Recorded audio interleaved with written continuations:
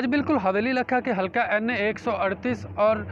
پی پی 188 میں اس وقت جو سیاسی درجہ حرارت ہے وہ اپنے عروج پہ پہنچتا ہوا دکھائی دے رہا ہے۔ جو امیدواران ہیں ان کی طرف سے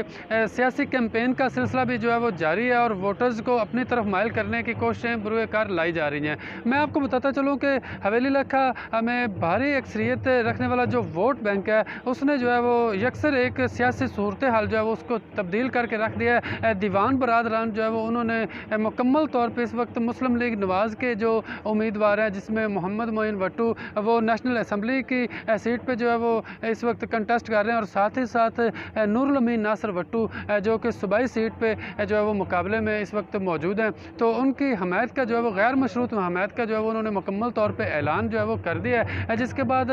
یکسر صورتحال جو ہے وہ مقامی سطح پہ حویلی لکھا کی سطح پہ اس وقت سیاسی جو ہے وہ تبدیل ہوتی دکھائی دے رہی ہے۔ تو یہاں پہ میں آپ کو اس بات سے بھی آگاہ کرتا چلوں کہ دیوان برادران 10,000 سے 15,000 کے جو قریب ووٹ بینک جو ہے وہ رکھتے ہیں، جس کی واضح جو مثال ہے وہ یہ دی جا سکتی ہے کہ مسلم لیگ کاف کے دور کے بعد چونکہ یہ دیوان برادران میں جو ان کے سربراہ جو ان کو لیڈ کر رہے ہیں وہ سابق صوبائی پارلیمانی سیکریٹری آبپاشی دیوان اخلاق احمد مسلم لیگ کاف کے دور میں جو ہے وہ رہ چکے ہیں، تو انہوں نے اس کے بعد جو ہے وہ 2 مرتبہ الیکشنوں میں جو ہے وہ حصہ لیا اور ایک مرتبہ جو ہے وہ 18,000 جبکہ دوسری مرتبہ 16,000 سم تھنگ جو ووٹ ان کو پڑے تھے، تو وہ ووٹ بینک جو ہے وہ ان کا ابھی تک بھی اسی طرح سے موجود ہے اور جس کی طرف بھی ان کی جو ہے وہ حمایت ہوتی ہے تو اس کا پلڑا جو ہے وہ بھاری ہو جاتا ہے۔ تو اس وقت حویلی لکھا کی سطح پہ جو دیکھا جائے تو مسلم لیگ نواز